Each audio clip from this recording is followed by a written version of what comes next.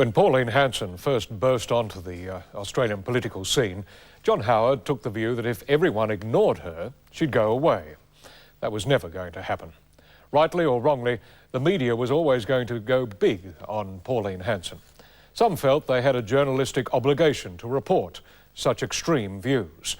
For others, it was simply too good a story to pass up. Ross Coulthart continues our report. My view on issues is based on common sense and my experience as a mother of 4 children, a sole parent and a businesswoman running a fish and chip shop. The media should have studied recent history more closely. For early on in Hanson's political career, when she rose to make her maiden speech to Parliament, we also tried to ignore her without success. I am fed up to the back teeth with the inequalities that are being promoted by the government and paid for by the taxpayer under the assumption that Aboriginals are the most disadvantaged people in Australia. While her speech received very limited coverage on mainstream radio and the next day's papers, one grab in particular seized the imagination of thousands of callers to tabloid talkback radio that evening and the next day. I believe we are in danger of being swamped by Asians.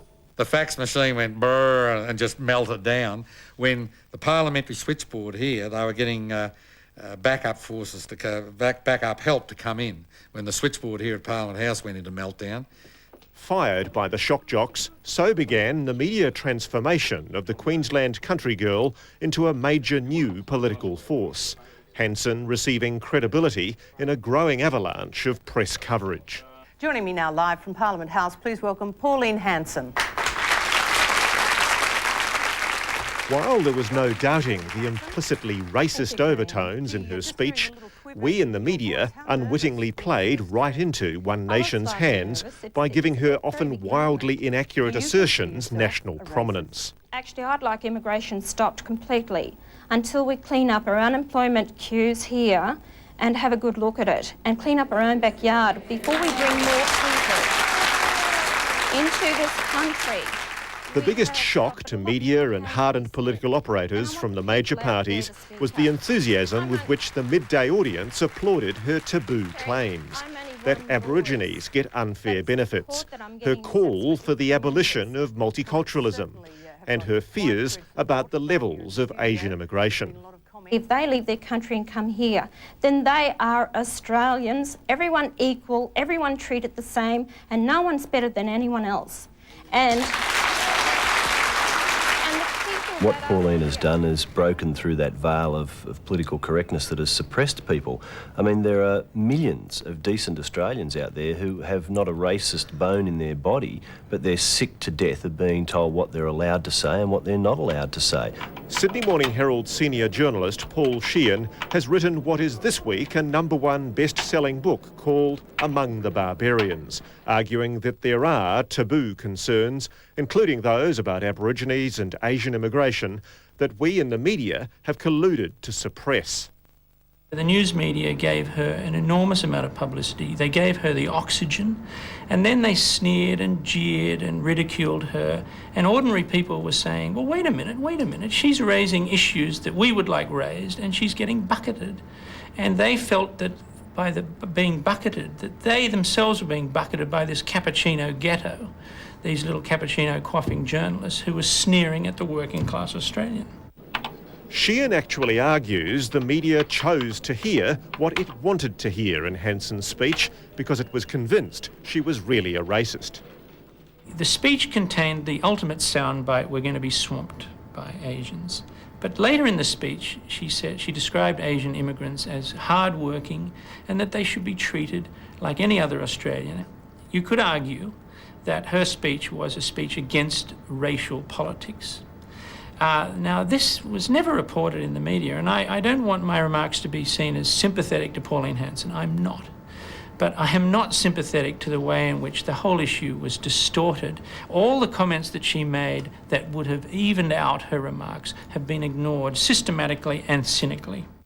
One point I agree with Paul Sheehan on and other people is that the shrill accusation of racist is far is overused and used to intimidate people. That's quite correct. And Richard McGregor is the chief political reporter for the Australian newspaper. While he agrees that the use of the racist pejorative in Australia has often demeaned the real meaning of the word, he echoes the view of most of his press gallery colleagues that Hanson's speeches are racist and should be treated as such by the media. But if you say, for example, raise the issue of slowing down Asian immigration, what does that mean?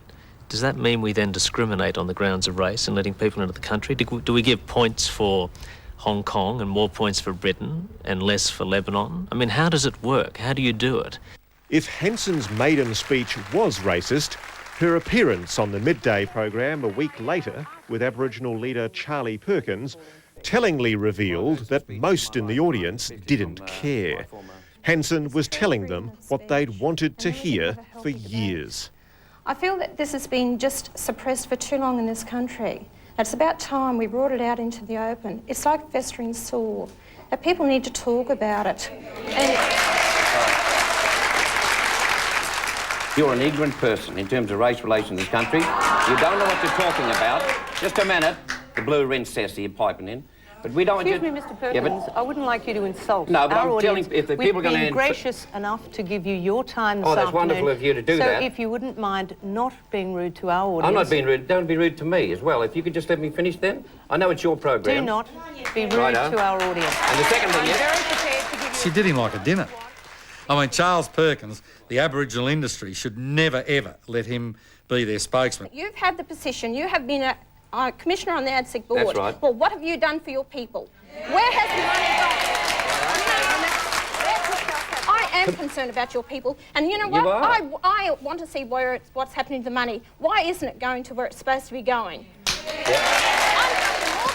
On live national television, Hanson clumsily articulated the frustrations of many people, including Aborigines, with the wastage and failures in Aboriginal funding.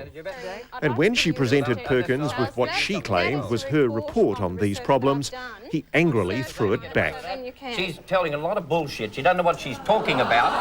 She's a racist person who's using the privilege of Parliament to slam Asians, Aboriginal people and all good Australians. You're giving Australia a bad name, lady. Yeah, I'm backing up a very bad name. Don't want your rubbish. I'm at once fascinated and absolutely repulsed by this woman. Peter Bowers is one of Canberra's most respected and experienced political journalists. He agrees that a mainstream media reluctance to acknowledge the failures and weaknesses in some Aboriginal programs has handed Hansonism the most effective form of propaganda. All the buttons she touches, there are elements of truth there. There are elements of truth in the question she addressed to the Prime Minister yesterday about Aborigines getting loans for 1.5%. Why does your government make low interest loans available only to Indigenous Australians when you called for equality in Longreach? Why can't you give it to hard-pressed country folk on 1.5%? When I set up a People's Bank, I get ridiculed. So there is an element of truth. That is true. And is it true? Is it true that the country feels that that aspect of the debate has been suppressed by people like you and I? I think unwittingly, a lot of us in the media may have been shied off these things because of political correctness. That we didn't want to see, if we questioned some programs as to why is Aboriginal health such an appalling, disgraceful national scandal, despite a great deal of public money that's been thrown at that problem. Have we done a disservice by not reporting the corruption that we see out there? I mean, we've all seen it. I don't think there's any doubt about that. In the apex of this movement in the early 90s was Robert Tickner, the Aboriginal Affairs Minister, walking to a room saying, "I've just done a report on the $250 million Aboriginal health strategy. We can't find out where the money's gone. It's made no difference." And someone I think it was me, sort of said, well, excuse me, this isn't good enough. And I got accused of, I know you're not a racist, Margot, but some people would think you were. There is no doubt that at that stage, the issues were so sensitive that we went too far one way. We've suppressed that debate. It was suppressed. Please, a warm welcome for Pauline Hanson, the independent federal member. The real danger posed in the rise of Pauline Hanson and her One Nation supporters is that the more the media and our politicians attempt to suppress the grievances of her audience, however ignorant and racist they are, the more ready that audience will be to wear the racist tag. As soon as you ever try to have a debate, you're called a racist. Seriously, you're called a racist. Read through the articles written in the Age and the Fairfax Press. You are called a racist, or you're called a bigot. Thank God now those words have been so misused by your mates in the media. They've lost their currency, just like the homosexual stole gay. And now we're going to see principle and morality. The way these pollies here are flogging those words, another couple of years they'll have no currency either. There's another word that people now associate with Pauline Hanson, and it spawned the phrase that has become her rallying cry. Are you xenophobic? Please explain. Immediately she said it, I prayed. It's the first time in my life I prayed, I think.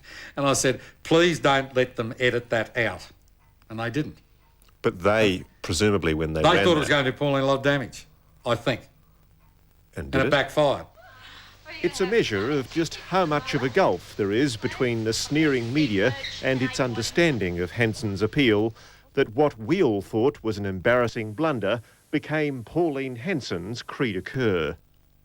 How are you? Pauline? Good job, well done, keep going. Thank you. Keep going, don't be frightened of those other mongrels. You're doing a great job, thank you very much. You're doing a great job. Keep it up.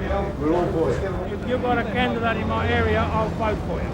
Another confronting issue for all of us in the media is that a lot of support for Hanson's implicitly racist calls to reduce Asian immigration and abolish multiculturalism actually comes from ethnic Australia. Everywhere she goes, Hanson's audience responds sympathetically to her claims that she is not getting a fair go from the media. The media don't present you the right way. They make you out to be a racist, but you're not. But you're not. You're not a racist. People absolutely hate the media with a vengeance.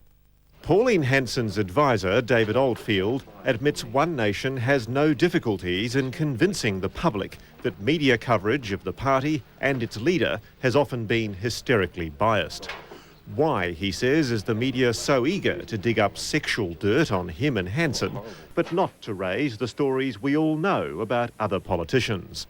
There are no taboos. Anything can be asked, any line can be crossed. As soon as it's Pauline Hanson, the media think that they've got a free kick to hurt, to impale, to attack, to murder, to do anything they like. Any scurrilous allegation, regardless of how lacking in substance, regardless of how lacking in credibility the person who might be making it may be, gets a run. If you're willing to put up your hand and say, I've got something really nasty to say about Pauline Hanson, you'll find yourself on national television. Do you know how many school teachers there are? No, I'll be honest about that. What about the annual budget of the Queensland Education Department?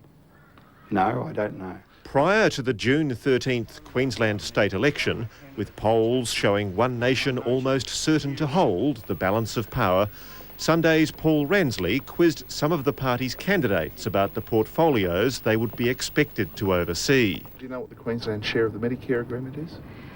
No, I'm not going to start quoting numbers because I could quote the wrong number. Do you know how many Aborigines and Torres Strait Islanders make up the prison population in Queensland? No. I should know those things, but I'm just telling you I'm not going to quote numbers.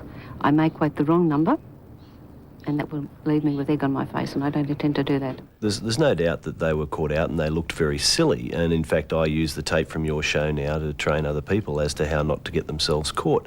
But, I mean, what you get, of course, is that your people would have known these people were very inexperienced. You can lead them up the garden path. I mean, the bottom line is, and I think the public are aware of this, an experienced journalist can get a person to say things that they just don't mean. This QT journalist. Pauline, can you tell us why you went to Queensland? This week, Pauline Hanson ejected the Queensland Times newspaper from her electorate office, claiming it was biased. The offending story, run about a One Nation candidate prior to the Queensland poll, seemed reasonable enough. But it was a perfect opportunity for Hanson to give the media a serve. I have never asked for anything from the media at all. And it's been a hell of a wake up to me, I tell you what, since I've been in as a federal member for Oxley. And all I've ever said to the media is, just be fair. I don't ask for any special treatment whatsoever. Just report the facts and let the people judge me. As hard as it may be for us in the media to admit it, Pauline Hanson does have a point. Like the way the press covered allegations made by Liberal MP Tony Abbott a week ago. So One Nation, as registered in Queensland, it doesn't have 500 members, it is not a validly registered political party, and it cannot receive any public funding. Neither Tony Abbott nor most of the national media who carried his allegations last weekend bothered to check them first with the Queensland Electoral Commission. Readers of this Sun Herald headline could be forgiven for thinking that Hanson would pocket $500,000 in funding for her own personal use. Yet this week, a frustrated Queensland Electoral Commissioner, Mr Des O'Shea, told Sunday that Tony Abbott's allegations about the party's registration were completely baseless. Also this week, the Australia-Israel Review magazine allowed One Nation to once again take the moral high ground by publishing the names of 2,000 party members and donors from a leaked confidential list. Considering the history of the Jewish people, for one of their magazines to open to persecution 1,000 or so of our members by printing their names, I think is just the peak of hypocrisy. I mean, they are Nazi-style tactics, to be quite frank. Indeed, other Jewish groups and civil liberties organisations backed away from the ill-conceived attack, horrified at the breach of privacy of people who, after all, were merely exercising their right to belong to a political party. While the publishers tried to defend their actions, they had in fact unwittingly delivered One Nation yet another propaganda victory.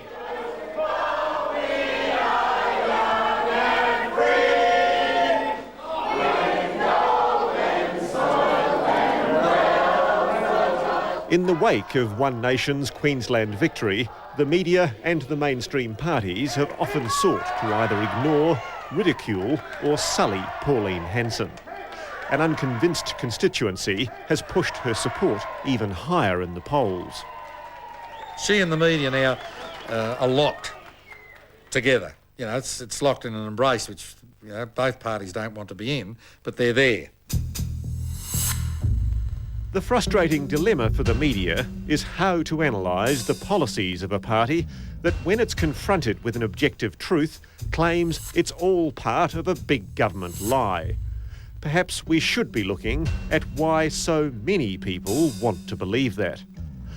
To borrow from Friedrich Nietzsche, the more the media tries to destroy Pauline Hanson, the more it will make her strong. Ross Coulthart reporting there, the producer Peter Hiscock. On our website you can find out more about that story and tell us if you think the media have treated Pauline Hanson fairly. That's on sunday.9msn.com.au. Our report on Rosalie Gascoigne is next, in a moment.